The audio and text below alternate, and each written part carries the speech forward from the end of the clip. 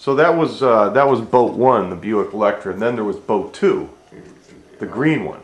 Yeah. And the other big Buick Electra, which during the height of the gas crisis, the 9 mile per gallon car. Well, it's a good thing that we had that, because Gary was going into a gas station. He pulled right in front of somebody on Route 44 there.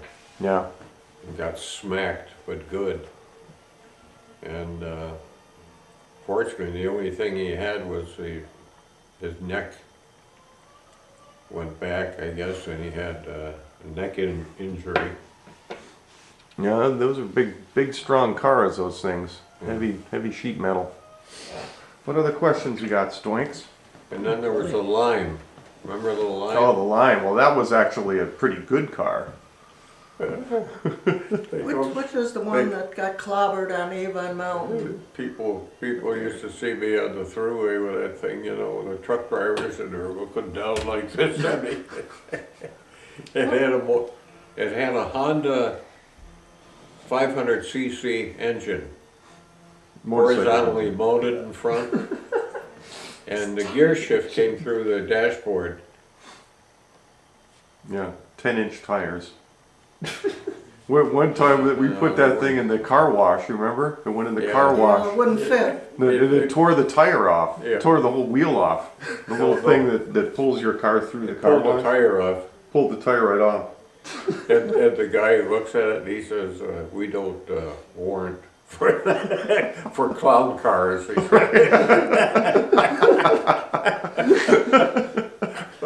Oh, God. That was a good one. Yeah. So the boys wanted to ask, how has America changed since you were their age? Particularly, who were the best and worst presidents that you have seen in office? The best of them. Best and worst. Well, you know, I think Truman was, for what he had to do, you know, what he was faced with, coming, because FDR didn't really take him into his confidence. So he, even though he's vice president, he didn't know anything about what was going on in the way of armaments or anything else, because Roosevelt kept him totally out of that. So he came in and he had to learn all this stuff real fast and make some huge decisions. And he was a farm boy. But I think that the way he was brought up helped him make decisions, because he made a decision very fast, quick. He always said the buck stops here. I think he was a good president.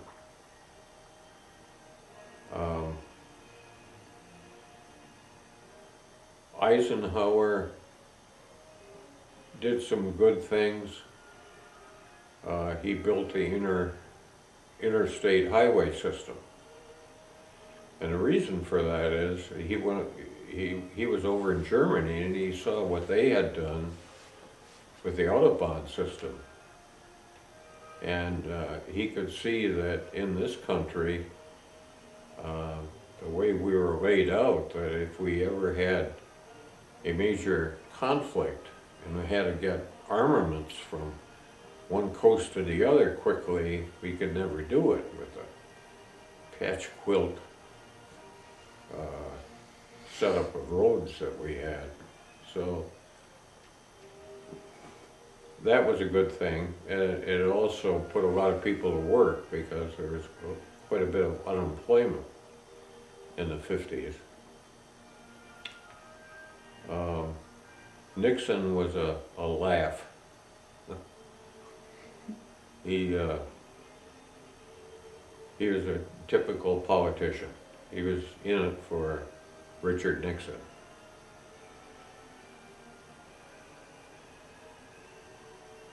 Johnson, Uh, Johnson was a quintessential politician also, but he did some things which at the time were very questionable, like Medicare. He started Medicare, which both Bev and I participated in now, even though at this stage we can't afford it. But he got us into, he could not get us out of Vietnam. He finally resigned. He didn't resign, but he wouldn't seek a second term because of that morass over there. That's when Nixon came in after Johnson.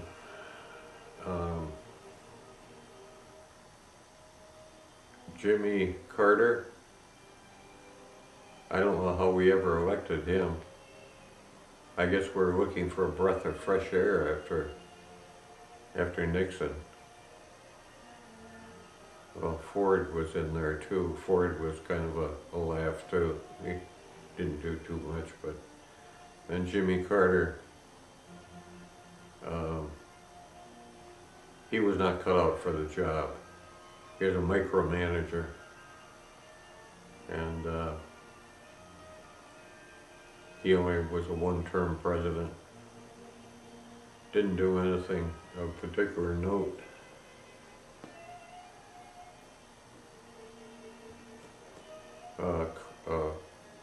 Reagan, I remember I was over in Europe, in Norway, and was at a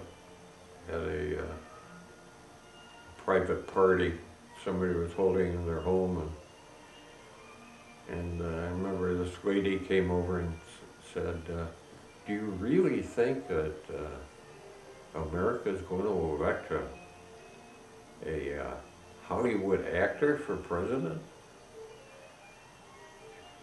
That's how they looked at it in Europe. And that's how a lot of Americans looked at it too. I mean, he was governor of California, I guess, but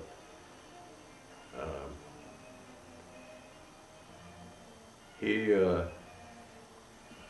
was elected because of his name recognition.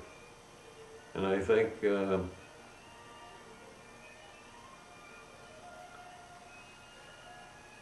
he ran on the trickle-down economic theory that the people at the top, the money at the top will trickle down to others, to the middle class. Of course, that never happens. But he was well-liked because he was a good speaker. Everyone liked Ronnie. And it was during a period of our growth that we really didn't have any wars to speak of. It was kind of peacetime, so. Well, it was a Cold War, though.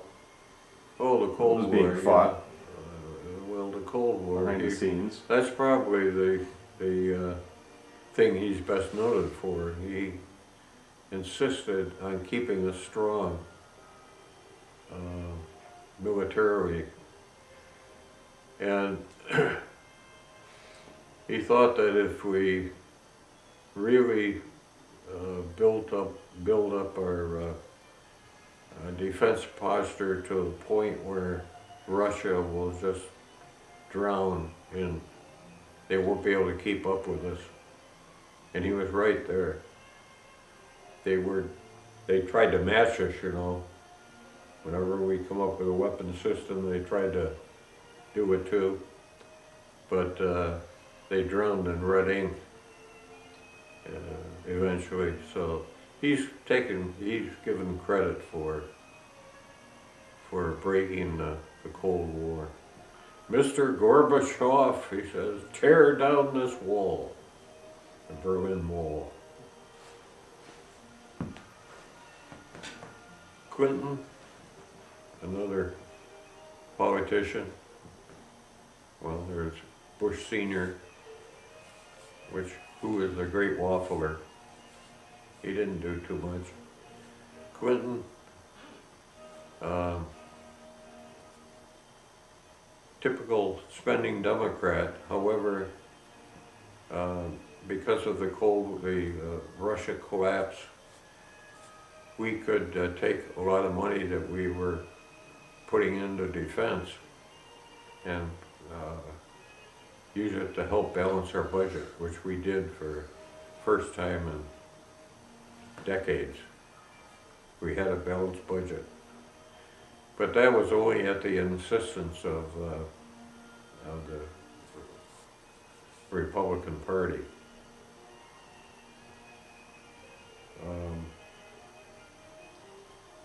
Then we had George W. Bush. George W. Bush was, I think, a so-so president. You know, presidents are really, it's not the president themselves, it's who they have around them. The team they put around them. And George W. Bush had some good backup. George Shultz and others what's his name? His vice president. Cheney. Huh? Cheney. Cheney, yeah. I couldn't think of his name. And then he had a good guy running the Department of Defense. So I think records will show that he was a fairly good president, even though he wasn't very popular at the end. And I won't say anything about Obama, because Obama is an empty suit totally. Shouldn't be in that job. But there he is. So, Mother, Mm-hmm. Dad skipped President Kennedy and Jackie Kennedy. Do you have any comments on them? Quite a couple. Hmm? They were quite a couple. Hmm? Yeah. Jackie Kennedy was really a very beautiful woman. You liked her clothes, right?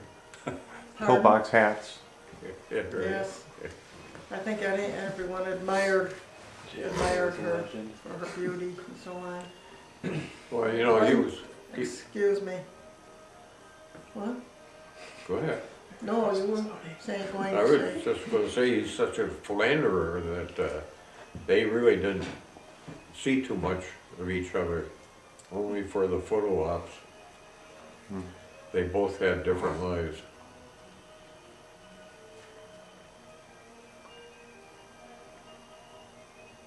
So what are the biggest changes in the world since you were Red and Odie's age? Mother, start with you. The what? Biggest changes in the world since you were Red and Odie's age.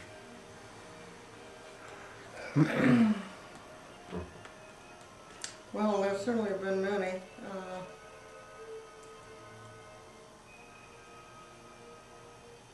Certainly, I think the morals of society have changed. And customs, the world has shrunk. Things that were popular and part of society years ago in other countries have changed.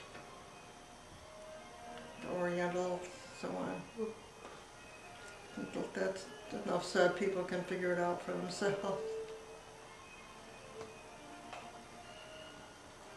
You know, the thing that's amazing is communications, how that has changed. When we were Red and Odie's age,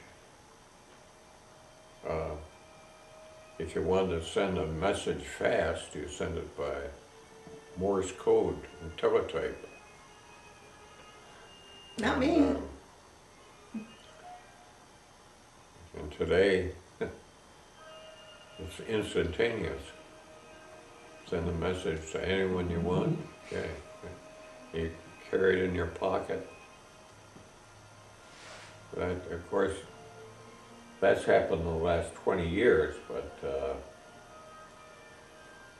growth in communications, it was very slow until after the invention of the microchip.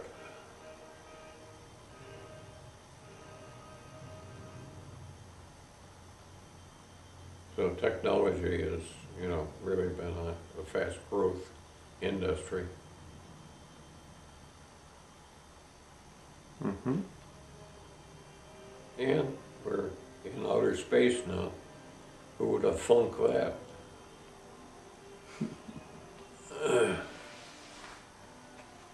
What else do you guys want to know? Cody?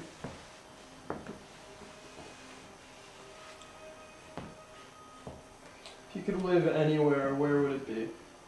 If I could live anywhere, where would it be? Is that his question? Well, either of you. Well, you know, I used to travel the world. I've been many different places. And I always, whenever I got back to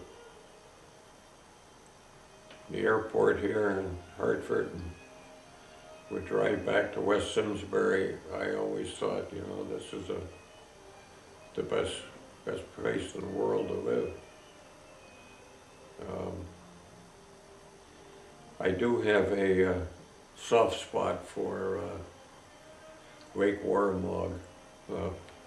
I think that's a beautiful, beautiful area there in the hills, that lake.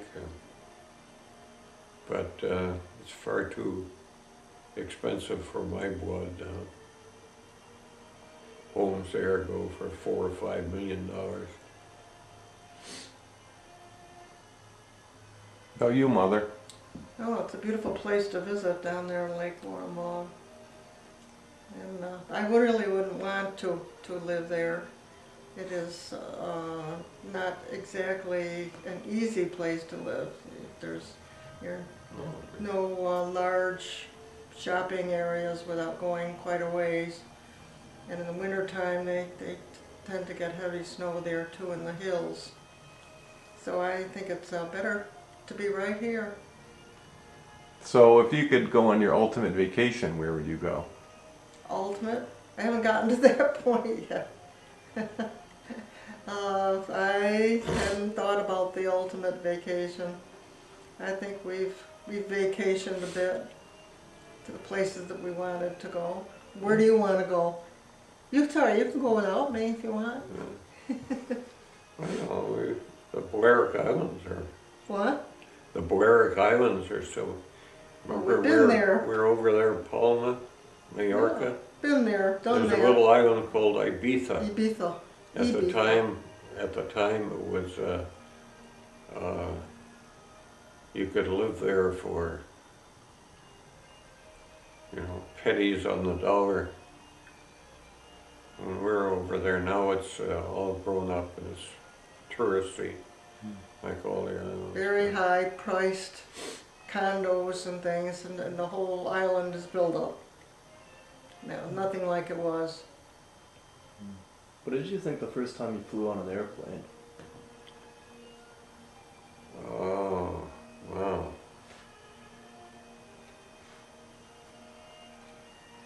I don't remember.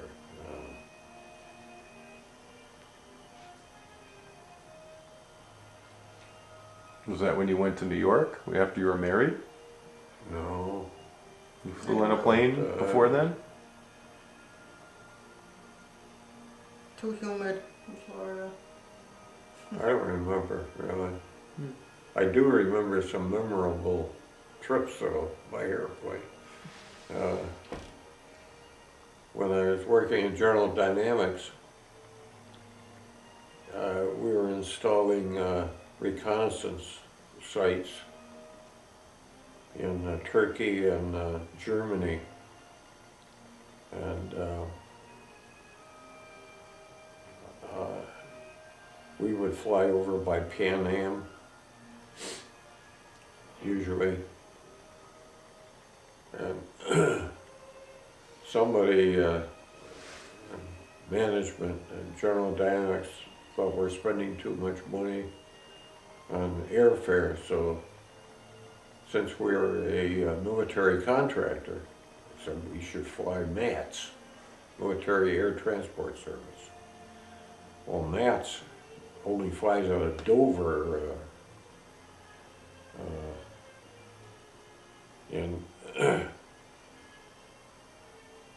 so we had to get from New York to Delaware, first of all. And MATS was flying these 4-engine Connies. And they were old, you know, and noisy. And there were a lot of dependents, military dependents that were going over on these flights, and these we had to help them with their children, you know, help carry their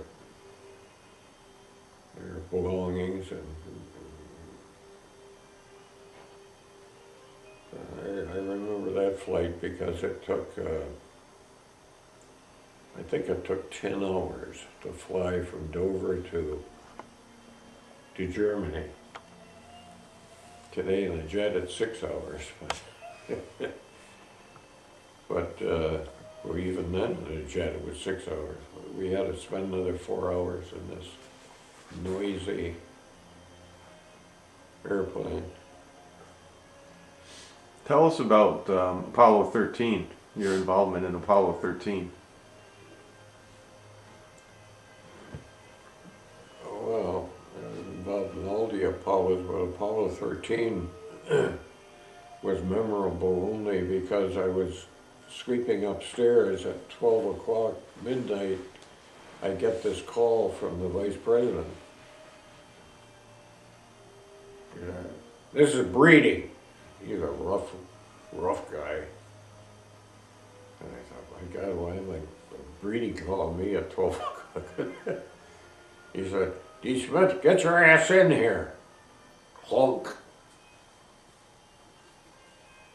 I didn't know if he's drunk or what, you know, because he did have a reputation of tipping a few now and then. But I got up and I got dressed and got in the car, turned on the radio, and then I knew what was going on. They had aborted the landing.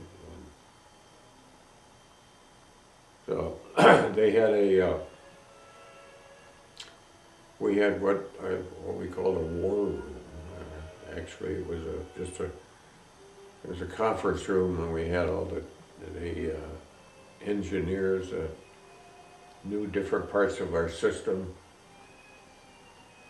that were in this, and we had 24-hour watch whenever there was a flight in case some problem came up. So I was managing the laboratory at the time. Laboratories where we had test equipment. We test different systems. And so when I got in to work, all the technicians were there already. Somebody else had called them.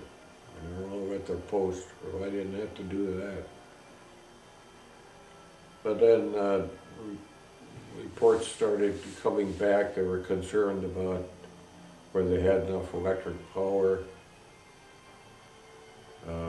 We had to run different tests to find out how much consumption we had in different parts of the system.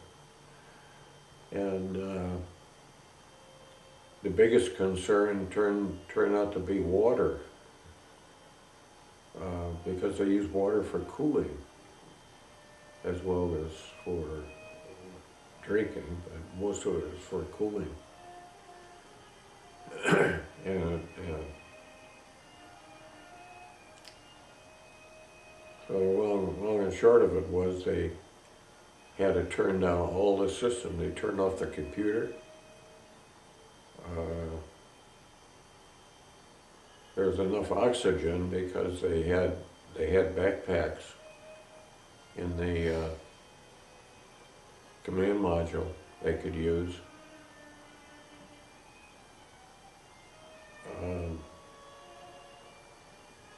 And it was nip and tuck coming back because, well, first of all, there's a big debate whether they were halfway to the moon when all of this problem came up. They had the explosion, and that was in the oxygen tank.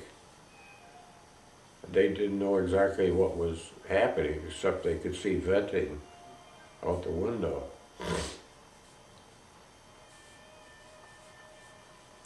So they were wondering whether they should take a burn and turn the thing around and come back to the earth. But that was deemed to be take too much fuel. They didn't know they had enough fuel to do that.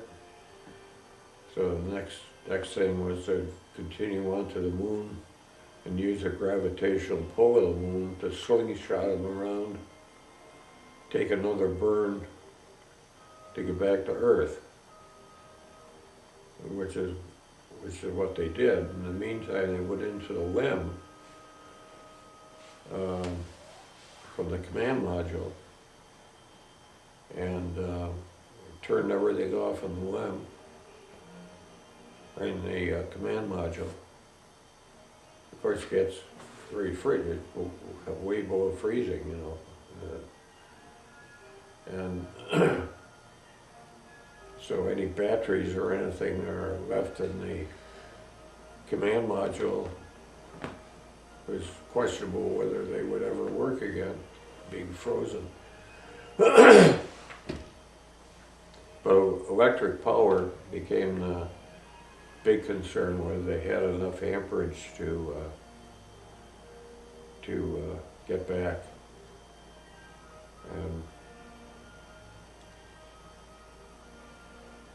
they discovered that from telemetry, they were not on the track coming back. They were off a couple of degrees. And of course, if you come into you only have a 2-degree wedge where you have to come back in to hit the atmosphere. If you're too high, you just skip out into space. If you're too low, you burn up. So you got to hit that 2.5-degree wedge. And they didn't have a computer. The computer was turned off. And they didn't know how they would orient themselves to make this burn. So if they didn't orient themselves correctly to make the burn, they could make things worse. So Lovell, I guess, came up with the idea. He says, well, all we need is a fixed point in space, or 2 fixed points in space. He says, I see 2. He says, one is that star out there, and the other is the terminator of the sun line on the Earth, where the difference between night and day, called the terminator. So if they could set their sights on these two points, they could orient the spacecraft. And so they did that manually. They never, of course, never been able to simulate that anyway. First time they ever did that. And they had to make the burn while they're keeping in the reticule these 2 fixed points in space. And they had one guy with a wristwatch, which you gave me, at Boulevard, yeah. that was the Boulevard. Space watch. It was a Omega. Omega. Yeah. Omega watch. Yeah. So did you have to be at work during all this? Were you there like the whole time? Yeah, I think I was there 72 hours or more. Hmm. Well, you But got anyway, them all. they made it back, which was, it was, Yeah. if I were a betting man, I would have guessed that they didn't have a 50-50 chance of making it. And they were also shallowing as they got near the Earth again. They were wondering whether, if they should do anything about it, and Houston decided, too late now. Okay, what else? The funny part of it is the landing was one of the best landings they had. It was right near the aircraft carrier. It was almost a perfect landing. Huh. Well, they'd had enough torment by then.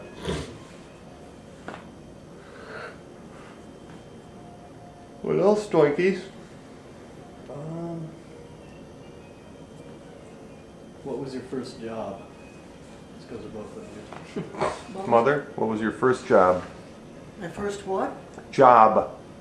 Oh, my first job. In college, I worked in the bookstore, which was a part-time job, but it also helped to determine my tuition amount. So that was, it did not pay well, but I also got a discount on my books that I had to buy That's for handy. courses.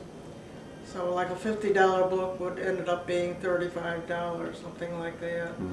So it was not only a good experience, it was profitable. And you had your Kodak modeling job right after that, right?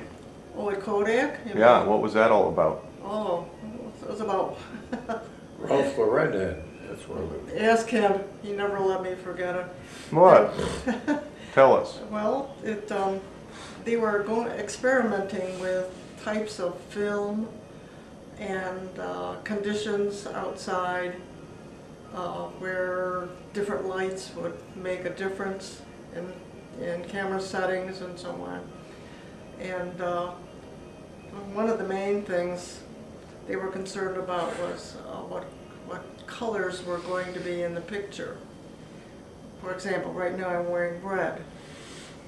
It could turn orange, it could turn purple, all different things. So they were trying to get different pictures of different colors in different atmospheres, from morning, noon, light, dark, lightning. Even got one with lightning one time. But the fellow would drive me around different neighborhoods for different shots. I have one picture in my book where I was actually wearing a red blouse and I think it was a print skirt, sitting on a doorstep. And I can't remember where the house was, but we had to ask permission.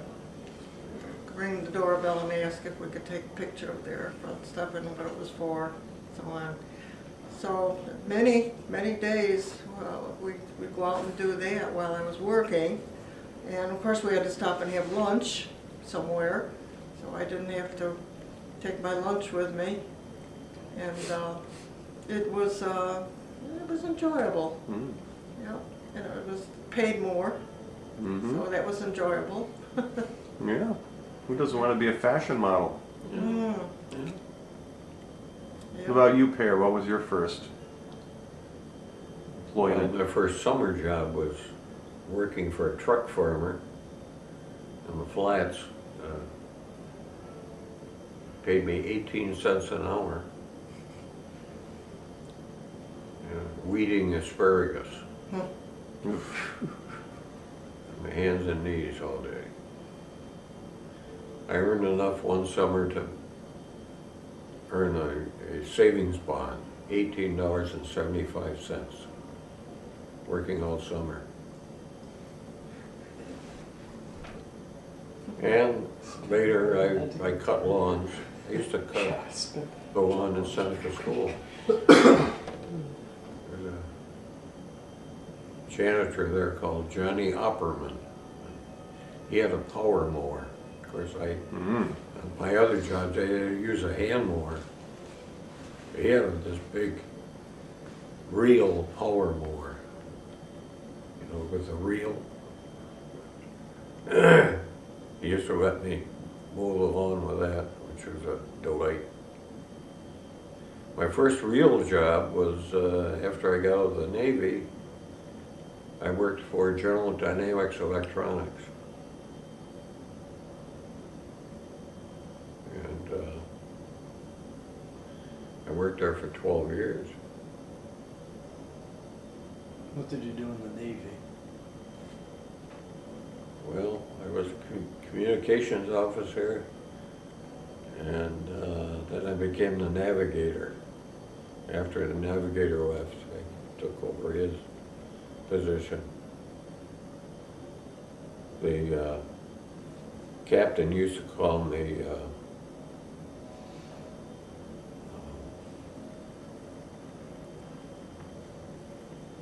pilot. He'd say, "Okay, pilot, where are we?" You ever crash into anything? At noontime we used to, you know, my eyesight was not that good. For distance, I couldn't see in the distance very good. And to take star sights, you know, fortunately I had a good first class quartermaster who took the star sights. Because in the Mediterranean there wasn't any LORAN or any radar or anything like stations where you could take a fix. You had to use sun lines and you had to use the stars. But when you're in in fleet operations, the flag usually was on a carrier, and you had to make a noon posit, they call it, noon posit report. And so I took the sun line this one time to find our latitude, and then you use dead reckoning to find the longitude.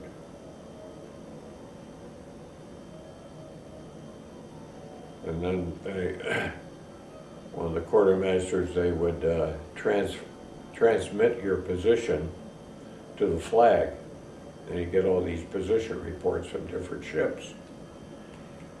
But we got a message back from the flag. The quartermaster on the bridge, he brought this down to me. I looked at it, and it said, "What ocean are you in?" USS Assoda, what ocean are you in?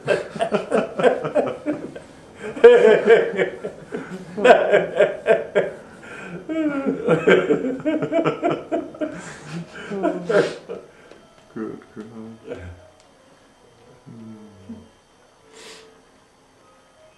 So what else is on here? So I assume that when you were kids you didn't have telephones in your houses. Oh yes, we had a telephone. You did? God, Yeah. that was the only way we could communicate. My mother was she worked at a switchboard. She was a switchboard operator, and then she became the supervisor of the switchboard at Mechanics Institute. That was the old RIT, became RIT after that.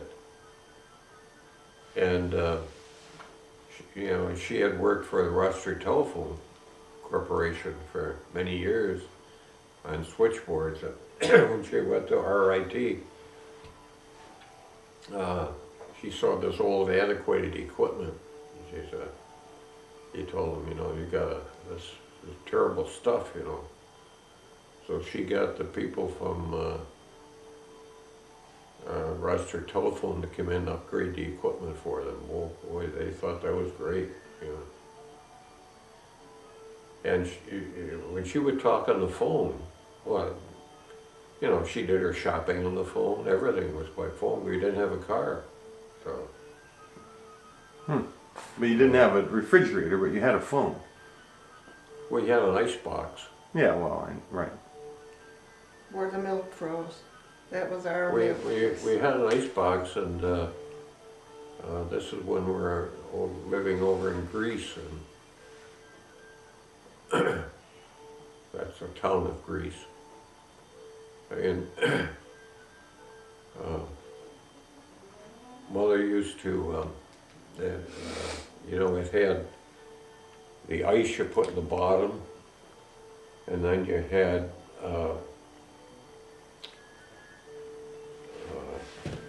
door on the outside where the iceman would come and he'd open the door on the outside and he'd slide the ice in and close the door. Well, Mother started noticing that things were missing from my refrigerator, and she thought it was us kids, you know. I said, no, it's not us. And he finally figured out that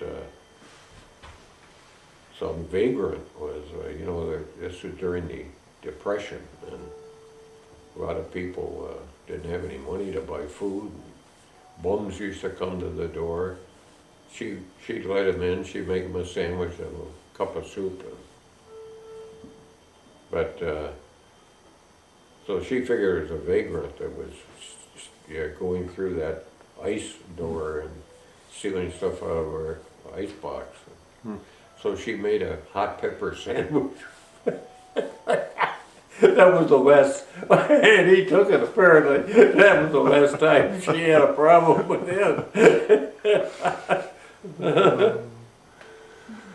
Too much.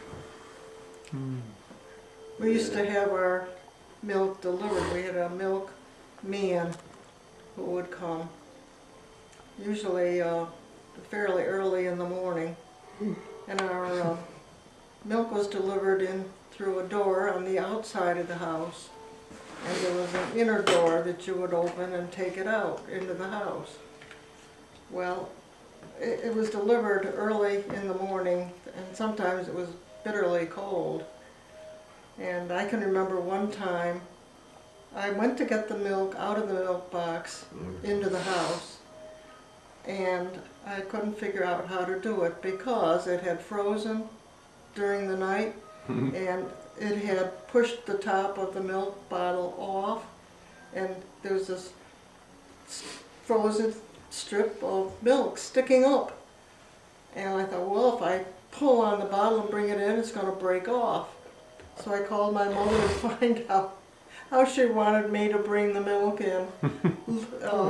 Leave it out there, or push it back out the other door. That was good stuff. Or, It was or like cut, ice cream, you know. excuse me, cut it off and bring it in, and then bring the bottle in. So that's what I did.